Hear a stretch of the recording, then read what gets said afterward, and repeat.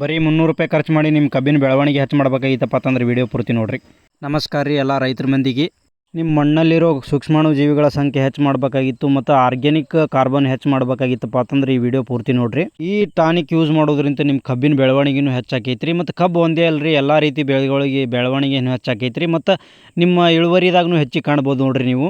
ಇದು ತಯಾರು ಮಾಡೋಕೆ ಏನೇನು ಬೇಕಪ್ಪ ಅಂತಂದ್ರೆ 10 kg ಸಗಣಿ ಬೇಕು ನೋಡ್ರಿ. 10 kg ಸಗಣಿ ತೊಗೋಬೇಕ್ರಿ. ಈ ರೀತಿ ನೀರೊಳಗೆ ಕಲಿಸಿ 200 ಲೀಟ್ರ್ ಬ್ಯಾರಲ್ ಒಳಗೆ ಹಾಕಬೇಕು ನೋಡ್ರಿ. ಸಗಣಿ ಈ ರೀತಿ ಹಾಕಿದ ನಂತರ 2 kg ಕಡ್ಲಿ ಹಿಟ್ಟು ತೊಗೋಬೇಕು ನೋಡ್ರಿ. ಕಡ್ಲಿ ಹಿಟ್ಟು ಚೆನ್ನಾಗಿ ನೀರನ್ಯಾಗ ಕಲಿಸ್ಬೇಕು ನೋಡ್ರಿ. ಕಲಿಸಿ 200 ಲೀಟ್ರ್ ಬ್ಯಾರಲ್ ಏನಿರ್ತೈತಿ ಅಲ್ರಿ ಅದ್ರಾಗೂ ಇದು ಹಾಕ್ಬೇಕು ನೋಡ್ರಿ. ಕಡ್ಲಿ ಹಿಟ್ಟು ಕಲಿಸಿದ್ದು. ಕಡ್ಲಿ ಹಿಟ್ಟು ಒಂದೇ ಅಲ್ರಿ, ನೀವು ಯಾವ್ದು ಬೇಕಾದ ದ್ವಿದಳ ಧಾನ್ಯದ ಹಿಟ್ಟು ತೊಗೋಬೋದು ನೋಡ್ರಿ. ನೆಕ್ಸ್ಟ್ 2 kg ಆರ್ಗ್ಯಾನಿಕ್ ಬೆಲ್ಲ ತೊಗೋಬೇಕು ನೋಡ್ರಿ. ಯಾಕಪ್ಪ ಅಂತಂದ್ರೆ ಆರ್ಗ್ಯಾನಿಕ್ ಬೆಲ್ಲ ತೊಗೊಂಡ್ರೆ ಒಳ್ಳೆ ರಿಸಲ್ಟ್ ಕೊಡ್ತೈತಿ ರೀ ನಿಮಗೆ. ತೊಗೊಂಡಿದ್ದು ಬೆಲ್ಲ ಸಣ್ಣ ಮಾಡಿ ಈ ರೀತಿ ಬ್ಯಾರಲ್ದಾಗ ಹಾಕ್ಬೇಕು ನೋಡ್ರಿ ಬೆಲ್ಲನು. ನೆಕ್ಸ್ಟ್ ಏನು ತೊಗೋಬೇಕಪ್ಪ ಅಂತಂದ್ರೆ 5 ಲೀಟ್ರ್ ಗೋಮೂತ್ರ ತೊಗೋಬೇಕು ನೋಡ್ರಿ. ನನ್ನ ಕಡೆ 5 ಲೀಟ್ರ್ ಇಲ್ಲಾರ್ದಕ್ಕೆ 1 ಲೀಟ್ರ್ ಇತ್ತು ರೀ, ಅಷ್ಟು ತೊಗೊಂಡು ಹಾಕಾಕತ್ತೀನಿ ನೋಡ್ರಿ. ಇವೆಲ್ಲ ಹಾಕಿದ ನಂತರ ನಿಮ್ಮ ಹೊಲದಲ್ಲಿರೋ ಒಂದು ಹಿಡಿ ಮಣ್ಣು ತೊಗೊಂಡು ಬ್ಯಾರಲ್ಗೆ ಹಾಕ್ಬೇಕು ನೋಡ್ರಿ.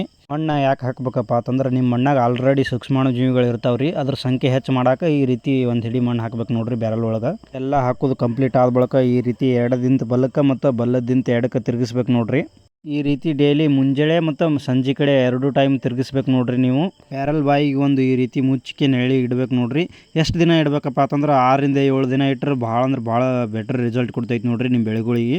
ತಯಾರಿಸಿದ ಟಾನಿಕ್ ಹೆಸರು ಏನಪ್ಪ ಅಂತಂದ್ರೆ ಜೀವಾಮೃತ ನೋಡ್ರಿ. 7 ದಿನ ಆದ ಬಳಿಕ ನಿಮ್ಮ ಕಬ್ಬಿನ ಬೆಳೆಗೆ ಡ್ರಿಂಚಿಂಗ್ ಎರೆ ಮಾಡಿರಿ ಅಥವಾ ಹರಿ ನೀರಾಗೆರೆ ಕೊಡ್ರಿ. ತಿಂಗಳಿಗೆ ಒಮ್ಮೆ ಕೊಟ್ಟರೆ ನಿಮ್ಮ ಕಬ್ಬಿಗೆ ಗೊಬ್ಬರದ ಕೊರತೆನೇ ಬರೋದಿಲ್ಲ ನೋಡ್ರಿ. ವಿಡಿಯೋ ಇಷ್ಟ ಆದರೆ ವಿಡಿಯೋಕ್ಕೊಂದು ಲೈಕ್ ಮಾಡಿರಿ ಮತ್ತು ಹಾಗೆ ನನ್ನ ಪೇಜಿಗೆ ಇಷ್ಟು ಫಾಲೋ ಮಾಡಿರಿ. ಎಲ್ಲ ರೈತರಿಗೆ ಈ ವಿಡಿಯೋ ಶೇರ್ ಮಾಡಿರಿ.